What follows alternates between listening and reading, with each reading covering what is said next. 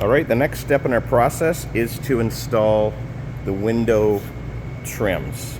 We're going to do a very traditional type of trim. We're going to do a stool, traditional stool at the bottom. This was your mock window we've installed. We're going to do jamb extensions. We're actually going to use casing instead of just regular pine on top of here. And then we are going to put an apron on the bottom. A couple little details we need to notice. Each step, when trim goes on, you put a reveal. You don't want this trying to be flush or you won't get it perfect. We put an 1/8 inch reveal on this. Also on the bottom edge here on the stool, this measurement here will be the same as this. These are some of the tools we'll be using today and some of the materials. Obviously wood glue. We have a set square for doing our reveals. We're going to use a pocket jig for attaching the stool to the bottom. Because this is paint grade, if this was stain grade, we may not be able to get away with that. A brad nail or router, some pocket screws. On top of that, we will be using the table saw and the miter saw as well. All right, the first step in the process, we'll be able to put the stool on. Very commonly called a windowsill as well. So what I need to do is take this piece of wood. I'm gonna have to notch it here, around the corner, and I'm gonna have to notch it here. So I'll go lay that out for you and show you the process. Okay, so what I've done is I've taken my stool piece, I measured the length of this and found the center. From there, I found my window width of the inside of the window, and I marked it here, and I marked it here. You can kind of see how I marked window on that. Then I went over 1/8 of an inch. I went over 1/8 of an inch because I want to reveal on my window so my extension will sit on exactly like that. Then from there, I went over another 1/8 of an inch. You can kind of see how I put another 1/8 of an inch reveal mark on there. I took my piece of casing, the size of my piece of casing. I left my reveal on there. I marked the end of that piece of casing. I measured what this distance was and made sure the distance this way was exactly the same. Now I can go ahead and do these notches and cut this out. Now I've gone ahead and cut this to length. You may choose to put a routed edge on this, or the homeowner may choose. They may choose to router the top edge to round it over. They may choose to round the bottom edge. They may choose to round both. I usually like to do this prior to cutting this out, because this section right here has to be notched around our wall. If I try and do it after, sometimes my router tends to try and wrap around this corner. If I do it now, I can route it there and then cut it out. So I'm gonna go ahead and run the router around this.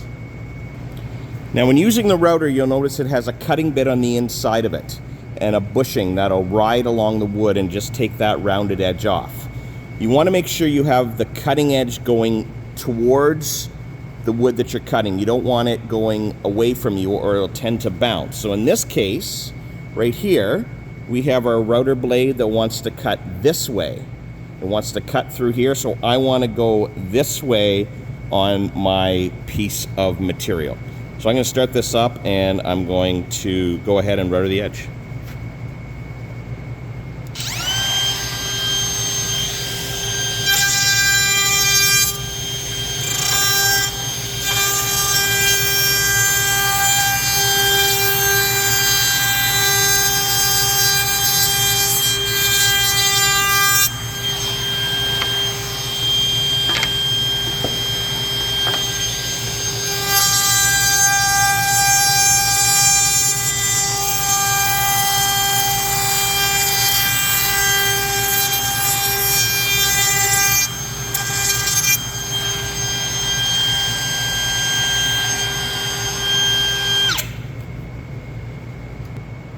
The next step will be to cut this out. I could use a jigsaw to cut this, although it's not going to be as accurate as the table saw. So I'm going to go ahead and use the table saw to cut this out. I just have to make sure I got this cut on the right side of the wasted blade. Okay, if you cut it on the wrong side, you'll get the kerf and it will not work for you.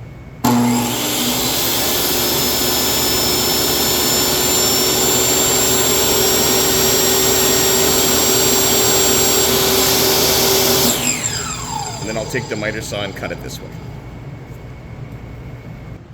Right now I need to notch these little pieces out on the end and get rid of that. So I'm going to use the miter saw to do this.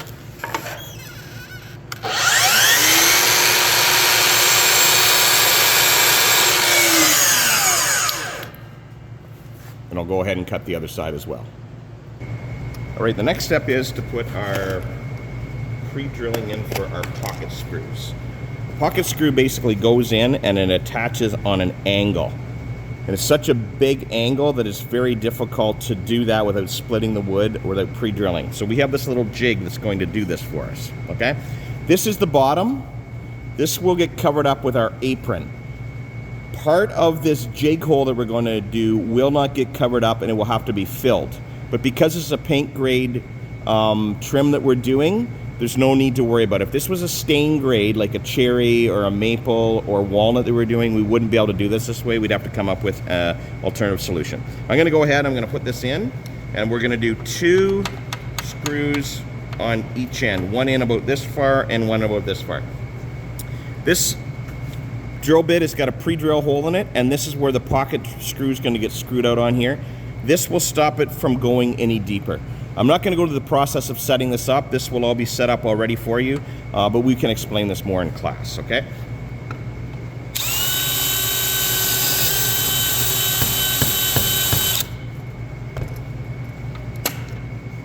And there's where my screw will go in, my pocket screw will go in. Screw will go in like this, and then that will get attached to the window. I'll go ahead and do the other one. Now before I go and attach this, I'm going to give this a light sand to get all my marks off of here, to get all my cut marks from my table saw, my miter saw off of here, so that the painter will not have to spend too much time on it. To do that, I'm going to use a disc sander or an orbital sander. One thing you want to do is you want to make sure the holes are lined up with here. That way most of your sawdust will go in here. And you want to be very careful with this. You don't want to round these edges over too much. You don't want to lean on too much. You just want to take all the marks off and any of the saw marks.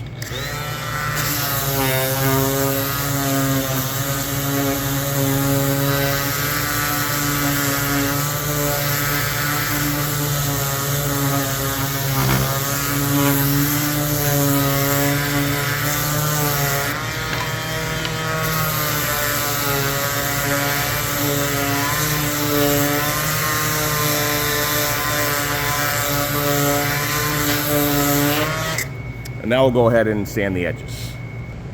So my stool is going to sit on the bottom just like this. I want to keep this an 1/8 of an inch reveal all the way around my window. So what I'm going to do is I'm going to go ahead and mark that. So there's a couple different ways I can mark it. I can set up a jig to do this. After years and experience in the trade, you can eyeball this. Or what you can do is you can use a sliding T-bevel square like this, and you can just set it to an 1/8 of an inch, and you can go around your window and you can mark it. So guarantee that you've got it absolutely perfect. My suggestion is to do this when you're first starting out in the trade until you get very, very quick at this. Like I said, a lot of experienced trimmers will just eyeball it, or they will have jigs set up for different sizes of reveals. Generally 1/8 of an inch is used in standard kind of casing size. If you're going with larger casing, like 3/4 inch, or you're getting into some fancier stuff, you might go a little bigger with your reveal. You might go up to 1/4 of an inch, but for what we're doing, 1/8 of an inch reveal works absolutely perfect. All right, my next step is I'm going to attach my stool to the bottom, lining up with my 1/8 inch reveal lines and centering it on my window. To attach this screw, it's a long way in, so I have to go with an extended bit to reach inside of there, or my drill would hit the window stool. So that's why I went with a little bit larger bit here. I'm going to line that up. I'm going to make sure I'm centered, and I've got a 1/8 inch reveal all around. Then I'll go ahead and I'll pop that screw in.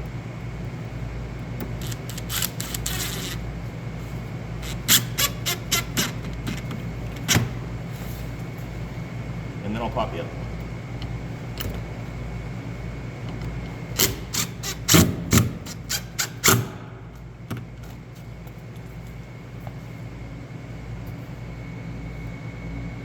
Looks good. Next step is to put my jamb extensions in. So I want to keep them 1/8 of an inch back as well, and then I'm going to measure them to height. So what I will do is I will go cut this just underneath the opening first, and then I'll be able to come in and I'll be able to mark that exactly to height. All right, so I've cut that a little bit long. I'm going to put my, just set it in there and kind of dry fit it. Make sure I'm fitting well, about 1/8 of an inch reveal around everywhere, and then I'm going to go ahead, I'm going to mark the height. I like to have my jamb extension on the side underneath the one on the top. Okay, I got that one marked. I would do the same thing for the other side. I'll do a nice dry fit on it, make sure everything's going to fit well. If I was a little bit out on the bottom here, I might want to adjust it, but I'm actually looking pretty good. I'm going to mark this one, and then I'll go over the saw and cut these. Okay, I've gone ahead and cut these to length. Also, while I was out, I gave these a nice sand, is what I did, okay? Being careful not to round this edge over too much. If you're going to do that, you just want to touch it, just to take the sharp edge off it. You don't want to round it over too much. Then I'm going to nail this on, and then nail this on, I'm going to go through this into the window. To do that, I want to make sure I've got a long enough nail, and I've got 2-inch brad nails. So I nail this, I want to be careful I don't go on an angle, or it'll push out over here. So I want to make sure I got it lined up nice and clean, and then do a square shot into it.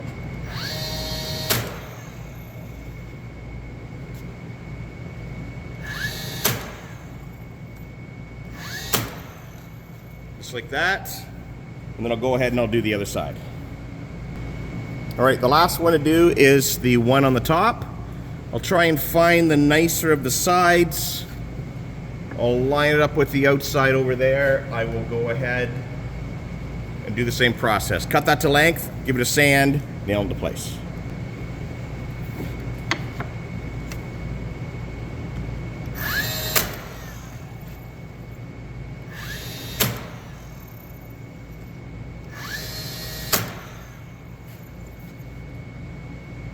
And now that I got my jamb extensions on, I'll go around and mark my 1/8 inch reveal everywhere for my casing.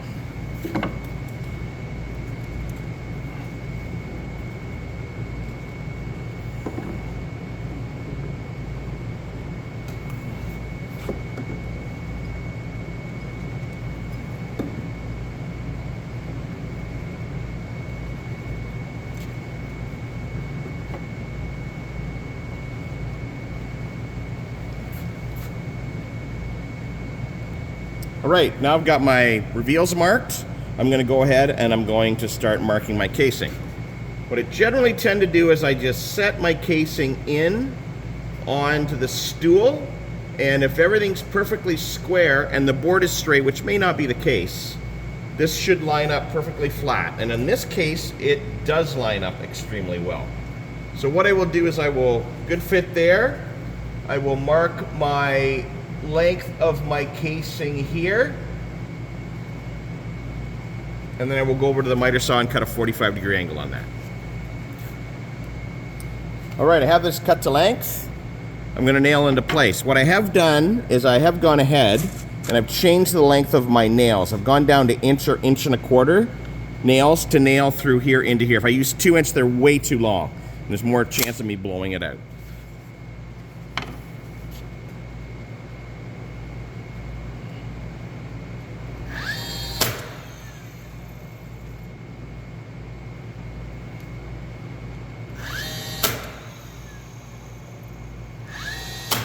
Start off with, I just nail the inside, I don't nail the outside up yet.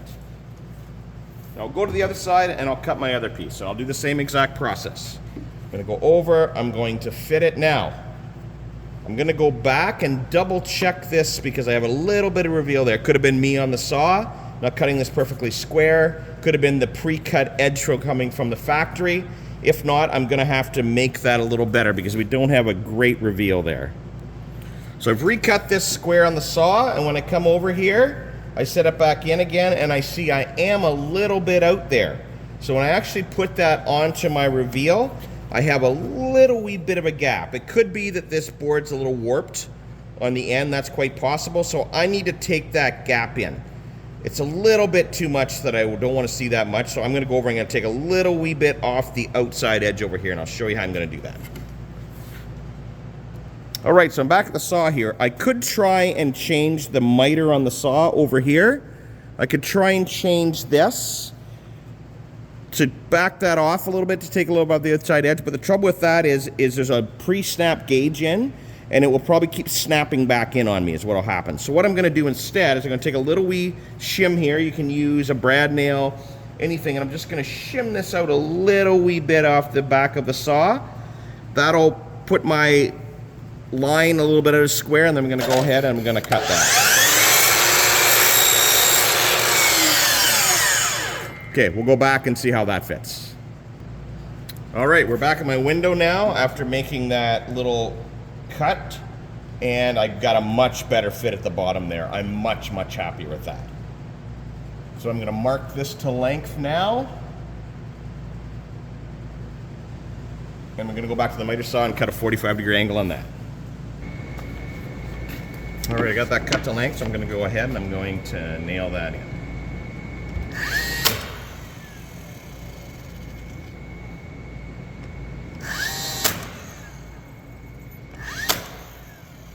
All right, now we'll look at doing the top. All right, so I went ahead and I cut a piece for the top. I cut it long.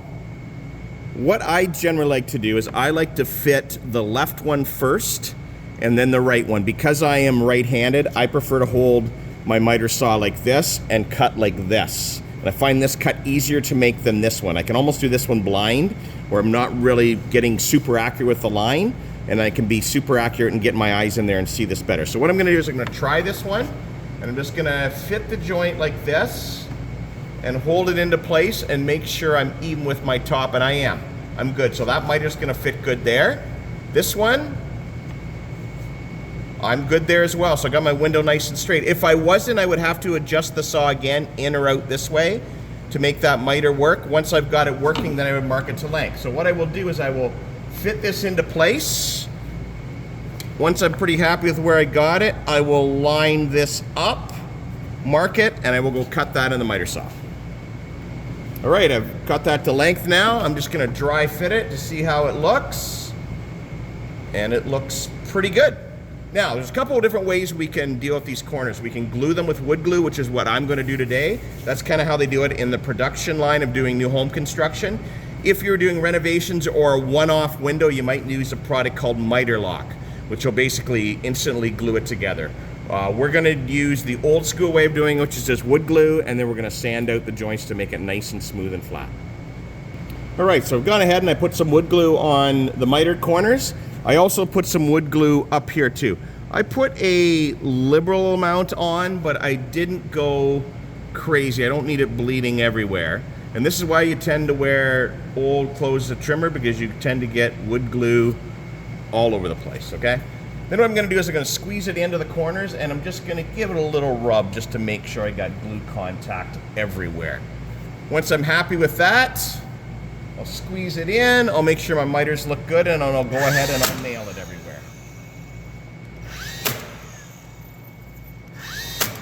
Right, the last thing I like to do is I like to actually nail the corners together with the brad nailer. Not necessary, but I like to do it. I think it just locks everything together extremely nicely.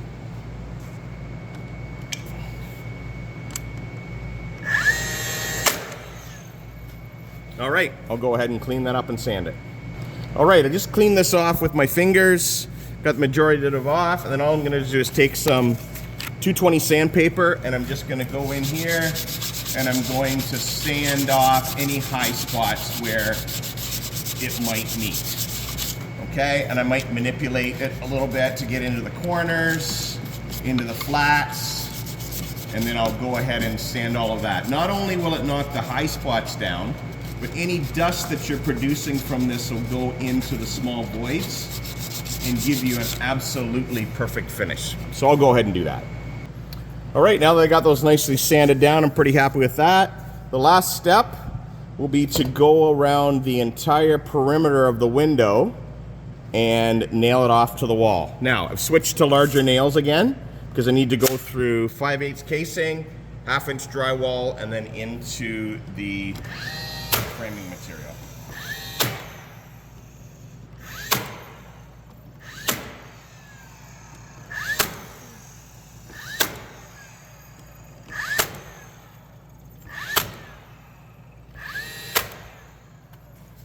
All right, the last process is the apron at the bottom.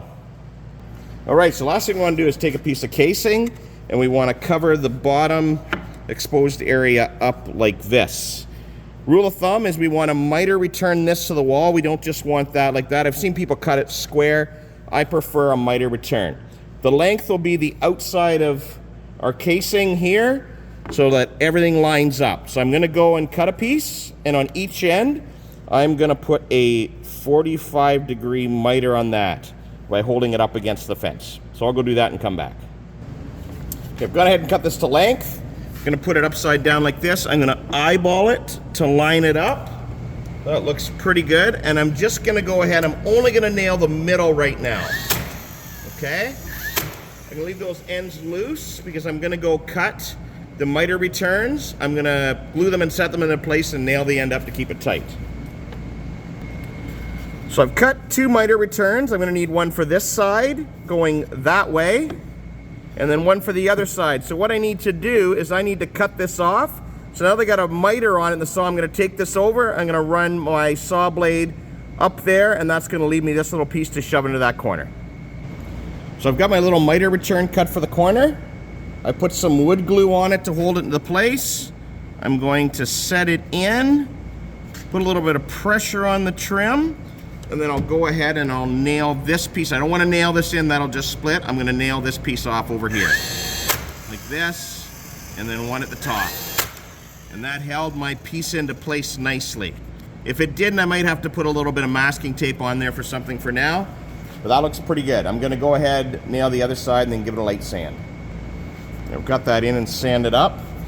And that's my preference for the return on the apron. All right, there we go. All done. Nice miters at the top there. The painter would come in, you may be the painter, and we would put a little bit of latex caulking here and between the wall and the casing. Other than that, we've got a nice return on the wall. And there is the example of a traditional sill and apron with casing window.